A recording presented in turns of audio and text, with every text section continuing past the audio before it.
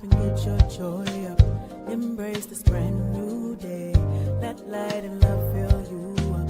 Catch your morning cup of Jubilee. So much goodness waiting, so much overflow. All this anticipation. Morning cup of Jubilee. Faith, love, and joy, the equation. Feeding your soul, you're amazing. Daily you're celebrating. Morning cup of Jubilee. Good morning. You have tuned into Morning Cup of Jubilee. Listen, I knew I was healing when something that used to trigger me didn't anymore. No anger, no spiral, just peace. And that's when I realized healing doesn't happen all at once. It happens in layers. And we're going to talk more about that when we return from today's play of the day. We'll be right back.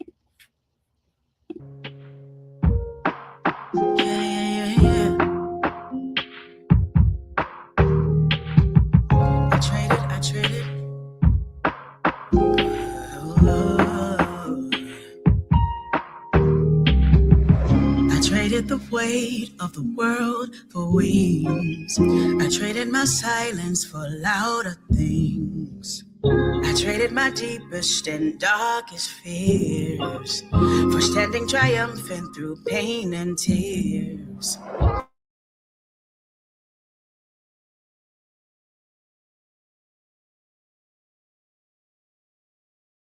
I traded my long nights on the floor, need of a friend, for days full of laughter and joy with no end. And there's no takebacks, all sales final, left hand to the sky and right on the Bible. I traded it all, I traded it all, I traded it all, yeah. I traded self-pity for self-care. I traded self-harm for my welfare. I traded my rear view for a view of the sky. I traded my tattered heart for love and a brand new start. Thought you could break me and manipulate me. You tell me you love me right after you show me you hate me.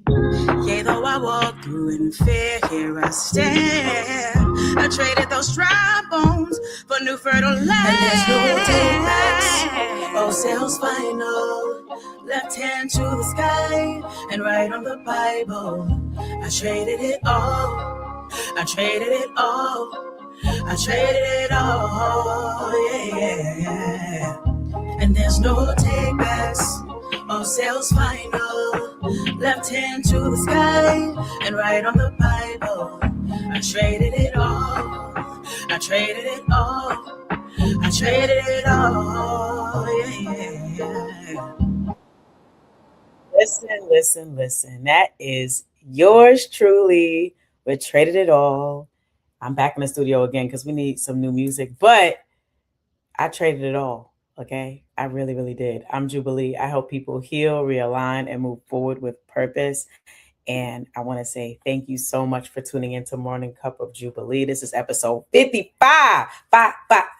55. The Crisis in the Crown, part 2. What to do when you're in between. Okay. And honestly, I did cover this topic. It's connected to my book, The Crisis in the Crown, What to Do When You're in Between. It's available on Amazon. So go ahead and get that. There's information in there. There's journal prompts in there. But I did this for episode 3 if you want to go back and look at that. But today I wanted to add a layer. And so 3 things to do when you're between breakdown and breakthrough is really what we're going to be talking about today. And I pulled it from this book, The Crisis in the Crown. Okay. So it's been almost 10 years since my separation and divorce journey started. And for a long time, I carried anger and resentment. And some things still bother me, you know, but way less than they did before. And honestly, it made sense. But recently, something happened, and sometimes God lets things happen to just remind you that you ain't there no more, right? So my son is running for student member of the board down here where we live, and his father, who has not been present in years commented on this post. Now, let me tell you something. A year ago, 2 years ago, 5 years ago, maybe even 6 months ago, I don't know. That thing probably would have taken me out, but it didn't. I paused, I shook my head, and I smiled. Not at him, but just at my own growth, because I realized I ain't there no more. Like, if that's how you want to give it up, if that's how you want to show up, you made a choice to not be in your children's lives. I can't do anything about that. I've tried all the things, and I realized, you know what, it's out of my hands, and it's in God's hands, and it's in His hands. But I wasn't triggered. I'm not there anymore. So I want to share 3 practical tips that I've learned throughout my healing process, going from breakdown to breakthrough. And the first is that, oh my God, I forgot to say that it's time for our sip of inspiration. Hold on. Okay. Rewind and come again. And now it's time for today's sip of inspiration. Number 1, healing is a process. It ain't no destination. It ain't no destination. Probably need a little bit more sleep here, but here we are. Right? Healing is not a destination, it's a process. It happens in layers. If you're waiting to arrive at healing, you're going to stay frustrated, because true healing sounds like this: I'm not where I used to be, and I'm still becoming. That moment that I just talked about, it showed me that what used to control me, trigger me, anger me, it just doesn't anymore. And that's growth. Number 2, and if you read my book or if you've heard me speak in public, you've heard me say, no more masks. Take it off. Take it off.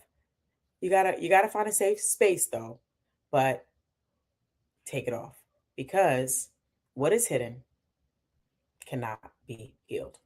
I remember when my son fell down the stairs. He was 6 years old. Lord help. Lord, traumatic till this day. Right? He fell down. He skipped a bunch of steps. He was so excited. He wasn't paying attention. He skipped the whole daggone flight of steps. He lands, and I just believe that it was the angel of the Lord, because he landed on his arm, and his arm ended up breaking in 2 places, but really it protected him from hitting his head. So I'm always grateful to God, not that he broke his arm, but that he didn't have a more severe injury, because it was a really bad fall.